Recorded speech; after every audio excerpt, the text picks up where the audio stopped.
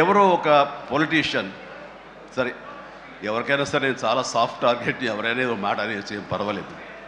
అలాగా ఒక పొలిటీషియన్ నన్ను అకారణంగా, నేను ఇప్పుడు పాలిటిక్స్ చాలా దూరంగా ఉన్నా సరే నా గురించి ఏదో అవాకులు చవాకులు ఆయన పేలినప్పుడు, ఆయన మరొక చోటకి ఏదో ఒక ముంపు ప్రాంతానికి ఆయన వెళ్ళటం జరిగింది. అక్కడ ఒక స్త్రీ, ఒక ప్రౌఢ ఆవిడ అది మిడిల్ ఏజ్ ఉంటుందేమో, మిడిల్ ఏజ్.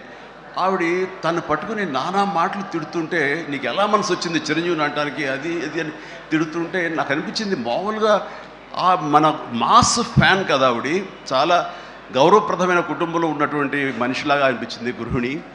ఆవిడ ఎందుకు అంత ఇదిగా మాట్లాడుతుంది, ఆవిడెవరు, ఆవిడ చూస్తే మామూలుగా సినిమా ఫ్యాన్ లాగానో చిరంజీవికి వీరాభిమానంగానో కాదు, ఏదో ఇంకేదో ఉందంటూ నాకు అనిపించి ఆవిడ గురించి తెలుసుకోవాలని మన జర్నలిస్ట్ సోదరు ఎవరినో పంపించి తెలుసుకోవాలంటే వాళ్ళు చేసినటువంటి ఇంటర్వ్యూలో విజువల్స్ నాకు చూపించారు.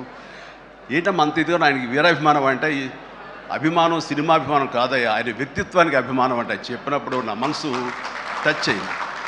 ఏంటమ్మా అంత ఇదిగా, ఏంటమ్మా ఆయన మీకు ఏమైనా సహాయం చేశారా, ఏం చేస్తారంటే సహాయం చేయటువంటి అయ్యా, నా బిడ్డ ప్రాణాలను కాపాడాడు అని అన్నప్పుడు, ఏ విధంగా ఏంటి అని అన్నప్పుడు, నా బిడ్డకి రాజమండ్రిలో దగ్గర ఒక పల్లెటూరిది, రాజమండ్రిలో కానీ కాకినాడలో కానీ నా బిడ్డకి ప్లేట్లెట్స్, డెంగ్యూ వచ్చేసి ప్లేట్లెట్స్ బాగా డౌన్ అయినప్పుడు వితిన్ అవర్స్ నా బిడ్డ కనుక ప్లేట్లెట్స్ సమయానికి అందకపోయి ఉంటే కనుక వాడు ఏమైపోయాడు, పాటిగా దూరం అయిపోయేవాడు. అంటే ఒక 8 ఏళ్ల బాల్ని అబ్బాయిని పిలిచి పక్కన కూర్చోబెట్టుకుని ఆ తల్లి చెప్తూ